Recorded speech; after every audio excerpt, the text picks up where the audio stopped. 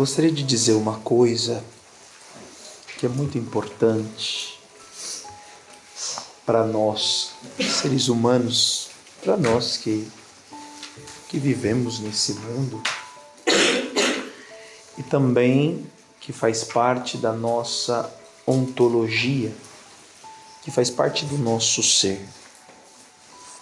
O homem é extremamente carente, extremamente necessitado de ser visto e reconhecido. E eu queria que a gente tirasse da cabeça e do coração que isso é mal, que isso é um pecado, porque isso não é mal, isso não é pecado, isso não é ruim, porque foi Deus que assim nos fez. E se assim não fosse, seria impossível a relação. Tanto é, né, e talvez muitos de nós passaram isso quando nós carecemos de afeto nos primeiros tempos de vida. Né?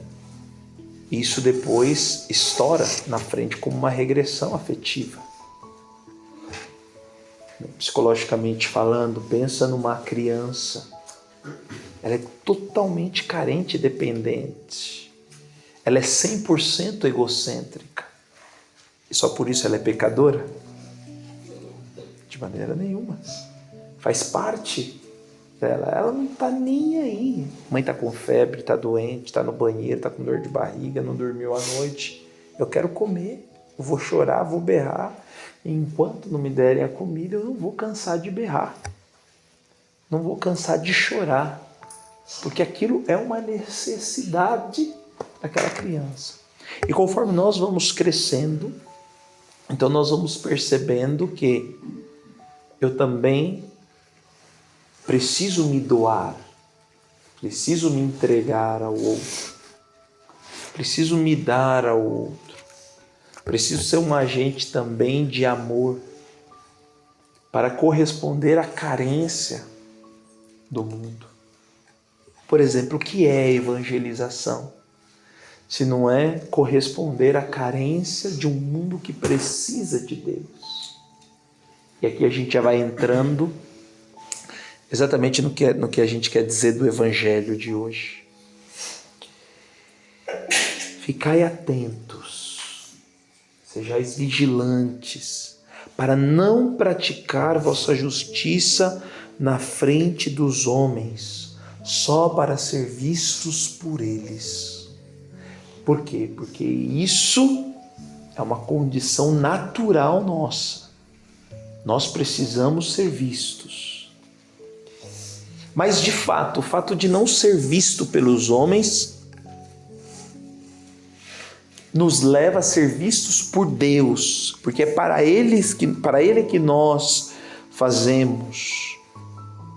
É teu Pai que vê o que está oculto, que te dará a recompensa do que fazes, das tuas práticas de caridade, das tuas práticas de amor, da tua vida de oração. Teu Pai, somente teu Pai que está no oculto e que vê o que está escondido, te dará a recompensa. Então aqui entra o sentido da Quaresma.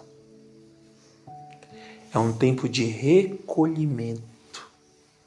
É o tempo de nos voltarmos à oração. É por isso que nós fazemos silêncio. Né? Hoje é um dia de recolhimento, de silêncio. Mas não é um silêncio para não falar, mas é um silêncio para se comunicar com aquele que escuta o coração. Que não precisa que você abra a sua boca para que ele se comunique com você. Mas aquilo que falas no teu pensamento, no teu coração, a comunicação que emite para ele, ele recolhe, ele consegue captar. Então, quando eu me silencio externamente, eu me abro a uma relação com Deus.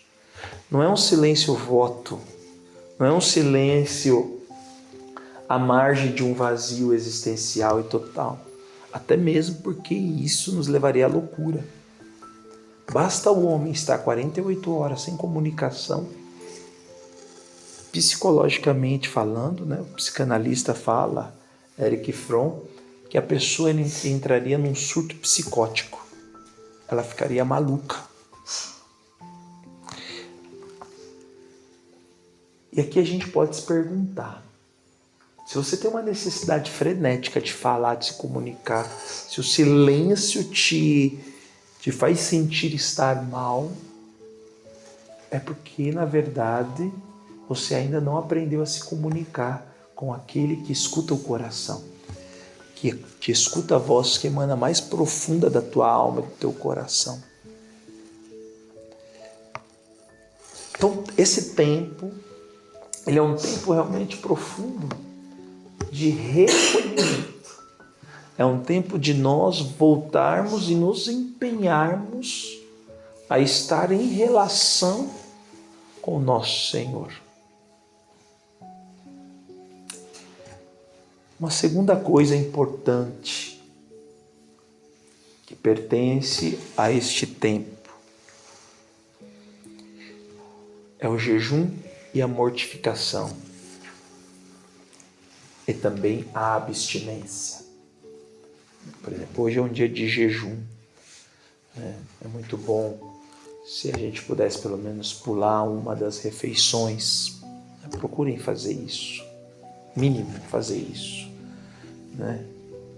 Depois tentar comer de maneira mais sóbria possível. Se consegue pular até 2 refeições, pula 2.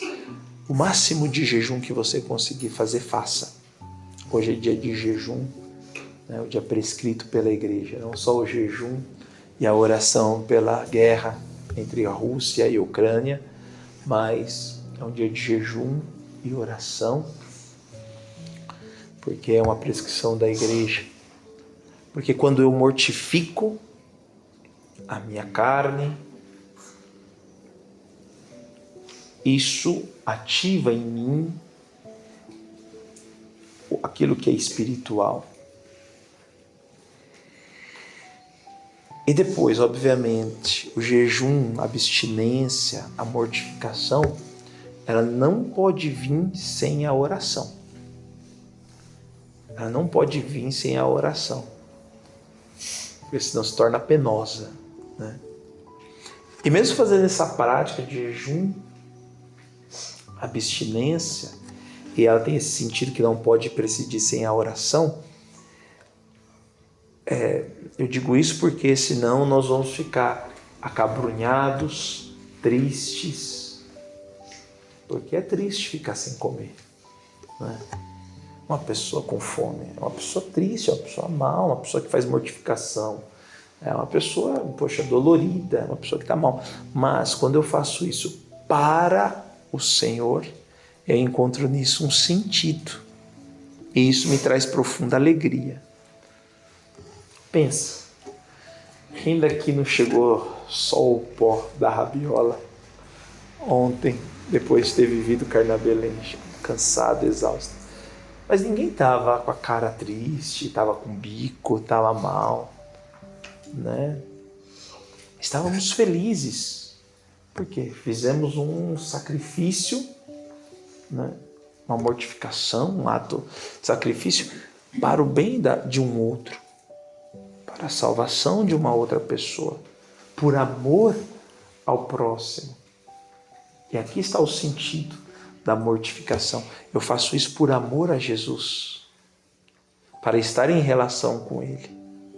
Quando eu faço o jejum e a mortificação, eu digo com a minha vida: Jesus, Tu me basta.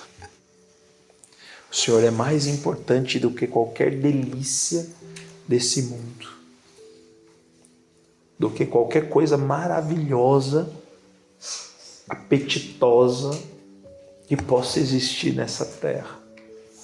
O Senhor é mais importante do que qualquer prazer terreno e humano. E é por isso, Senhor, que eu faço jejum. E é por isso que eu faço mortificação. por isso.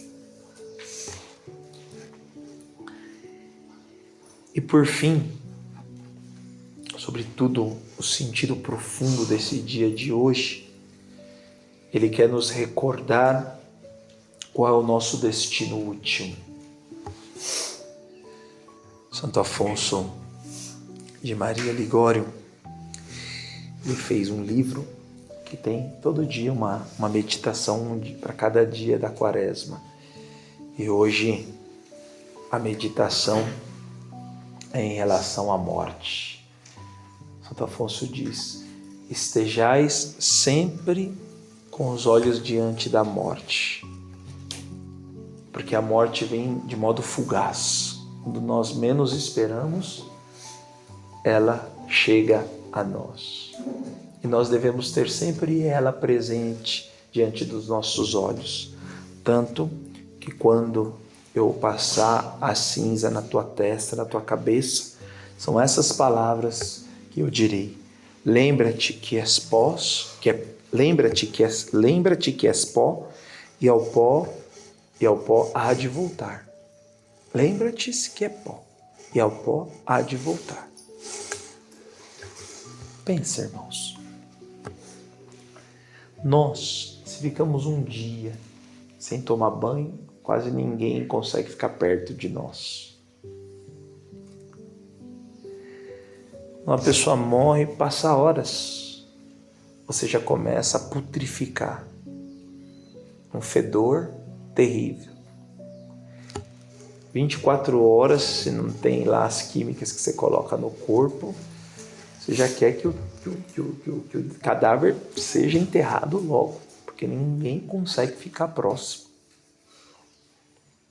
Tempos depois, os bichos começam a entrar nas suas narinas, na sua boca, te comer por inteiro, o teu corpo começa a se decompor, você vira só esqueleto, depois de esqueleto, você vai virar pó, você vai virar cinza da terra. Nada mais do que isso. Nada mais do que isso. E é importante ter isso em vista. Mas Santo Afonso fala que não é ter a morte como vista, ter em vista a morte pela morte, mas motivado pela vida eterna, sabendo que a morte é uma grande passagem para a vida eterna. Portanto, todas as práticas quaresmais, ela deve nos tornar sensíveis às realidades eternas, porque eu mortifico, eu minimizo tudo aquilo que é terreno para que aguce em mim, em nós, aquilo que é eterno, aquilo que é espiritual. E o meu ser se volta para aquilo que é divino, para aquilo que não tem dia, não tem ocaso, para aquilo que não faz parte desse tempo humano, material, que não faz parte desse espaço, por aquilo que é divino, por aquilo que é de Deus. E a nossa alma, que é eterna, que é sedenta daquilo que é eterna, que aspira à eternidade, vai tomando conta, ela é ativada em nós de uma tal forma, com uma tal força, com uma tal potência, que ela vai minimizando em nós os apetites e os prazeres da carne. Lembremos sempre aquilo que diz sempre Padre Jean Pietro: o nosso corpo, o nosso físico, é a nossa alma para fora. O nosso físico é a expressão da nossa interioridade. E quanto mais nós buscamos a Deus, mais nós vamos exalando isso, mais nós vamos transmitindo isso, mais nós vamos transparecendo a isso. Claramente que não para se aparecer para o outro, claramente que não para se mostrar para o outro. Mas é inevitável, mesmo você vivendo no culto do escondimento, você sempre se esbarra com alguém. E a tua luz, A graça que perpassa todo o seu ser, toda a tua alma, ela é tão forte, tão intensa, tão profunda, que não tem como o outro não perceber a graça de Deus que está em você. Não tem como. Por isso, pensamos profundamente essa graça hoje, nesse dia, de viver realmente uma boa quaresma, uma santa quaresma. Né? Tentem fazer, nem que seja uma via sacrinha curta, né? Pelo menos meditar a estação, rezar um Pai Nosso, uma Ave Maria, um Glória ao Pai, mas de fazer todas as sextas-feiras a via sacra, né? De viver mesmo com a intensidade, de viver o jejum quaresmal, as sextas-feiras, nós recordamos a paixão de Nosso Senhor, né? Pensemos em algo que possa nos ajudar a viver uma boa mortificação, né? Tenhamos propósitos, sobretudo propósitos interiores, espirituais, né? Por exemplo, um propósito bom que nós poderíamos todos ter nessa quaresma é oferecer a Deus, não jogar fora, por exemplo, todos os sofrimentos que possam vir até nós, de repente um xingamento, uma incompreensão, não rebater, mas oferecer, nos unirmos à cruz de Cristo a partir dessas situações. Esse é um exemplo. De repente,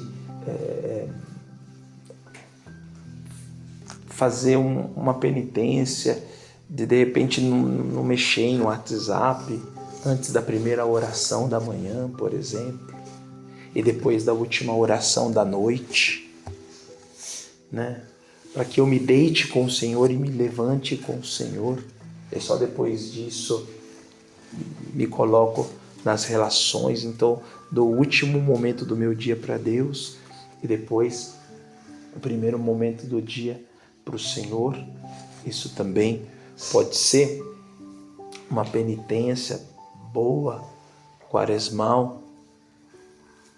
Depois, uma outra coisa importante é focalizar, né? Isso aqui depois eu convido a vocês a assistir o vídeo que foi feito no canal do Manual do Evangelizador, mas o principal motivo da quaresma e desse ciclo pascal que se inicia é a ressurreição do Cristo em mim.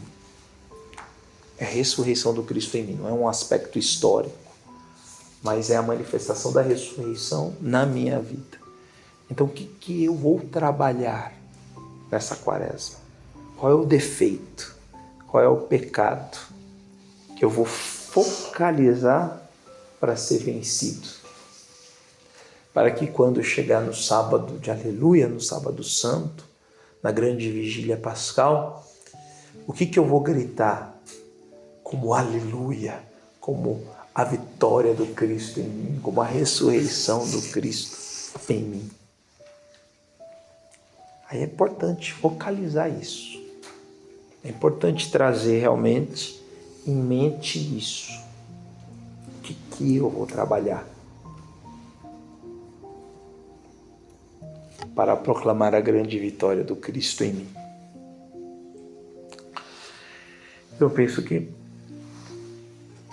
essas coisas podem nos ajudar a viver bem esse tempo quaresmal, esse tempo de conversão, esse tempo de uma maior entrega e doação a Deus, esse tempo de mortificação, esse tempo de oração, esse tempo de unidade e de relação íntima com nosso Senhor Jesus Cristo.